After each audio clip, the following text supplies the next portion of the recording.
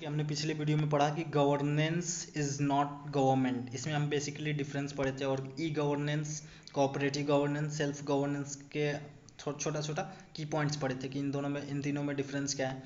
और हमने एक टॉपिक जो लाइन छोड़ के minimum government and maximum governance, इस पर हम ज़्यादा फोकस कर रहे हैं। Minimum government and maximum governance, इस पर हम ज़्यादा फोकस करते हैं। ऐसा नहीं कि गवर्नमेंट का हर जगह इंटरवेंशन हो, हर जगह गवर्नमेंट इंटरफेयर करे, but still what I want, what the country demands, what the system actually try to improve, that is we need intervention of governance, service delivery that is going to be effective।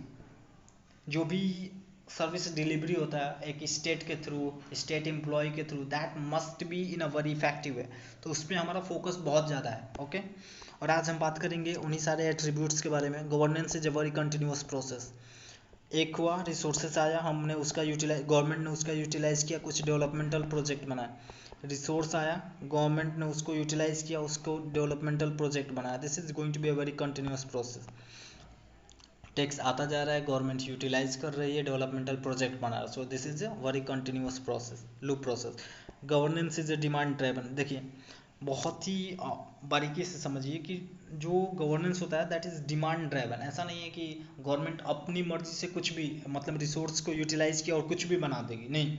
जो demand होगा society का वही बनाएगी। अगर infrastructure Delhi में अच्छा नहीं है तो दिल्ली में इंफ्रास्ट्रक्चर बना। अच्छा, आप मुंबई की बात कर लीजिए, मुंबई में क्या होता है, बाढ़ आती है, मतलब बारिश के सीजन में क्या होता है, मुंबई, आधी मुंबई डूब जाती है, अक्सर हम ये बात सुनते हैं। तो वहाँ पे उसके अनुसार से जो भी इंफ्रास्ट्रक्चर होगा government try to build. Okay, तो डिमांड ड्रिवन होता है। After that governance is the neutral process. Neutral process in the sense कि they are not going to be influenced by the politics, they are not going to influence by the politics। Next, they are not going to influence by the favoritism, concept of favoritism and nepotism। ऐसा नहीं है कि अगर centre में BJP की सरकार है और किसी स्टेट में बीजेपी की सरकार नहीं है, तो ऐसा नहीं है कि यहाँ पे जो भी रिक्वायरमेंट होगी उसको सेंट्रल गवर्नमेंट फुलफिल नहीं करेगी, नहीं।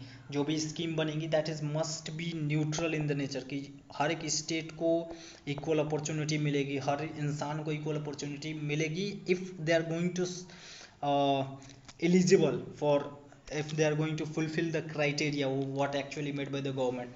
तो न्यूट्रल होगा कम्प्लीटली, ठीक है।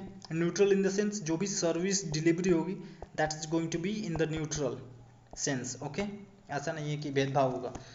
उसके बाद बात करते हैं governance is much about the process, about the outcome. अच्छा, हम की पॉइंट्स की बात करें, सो गवर्नेंस जो होता है ना, they are mostly focus on outcome. जो गवर्नेंस है, गवर्नमेंट की नहीं बात करूँ, गवर्नेंस जो होता है ना that completely going to focus outcome, कि भाई जो रिसोर्सेज हमारे पास आ रहे हैं in the form of tax, उसको हमारे गवर्नमेंट एम्प्लॉय जो हैं वो यूटिलाइज कर रहे हैं। तो यूटिलाइज करने के बाद हमारा आउटकम क्या आ रहा है, जो भी हम डेवलपमेंटल प्रोजेक्ट बना रहे हैं, स्कीम्स ला रहे हैं, जो भी सोसाइटी को बिल्डअप करने के लिए हम एक्टिविटी परफॉर्म कर रहे हैं, वो उसका आउटपुट क्या निकल रहा है, वो एक्चुअली में एट ए ग्राउंड लेवल लोगों के पास पहुंच पा रहा है या फिर उतना इफेक्टिव तरीके से डेवलपमेंटल प्रोजेक्ट बन पा रहे हैं। बिहार में क्या होता है, ब्रिज टूट जाती है, ठीक है, तो that is not going to be a very effective outcome. ऐसा नहीं, पैसा लग रहा है लेकिन फिर भी ब्रिज टूट जा रहा है, मतलब कहीं ना कहीं इसमें करप्शन है, बहुत सारी चीज़ें इंगेज हैं जो नहीं होनी चाहिए। तो बेसिकली ये फोकस करता है outcome, that is going to be a very effective process. Okay, so this is all about the governance, and the next day we are going to learn something else. Okay, thank you.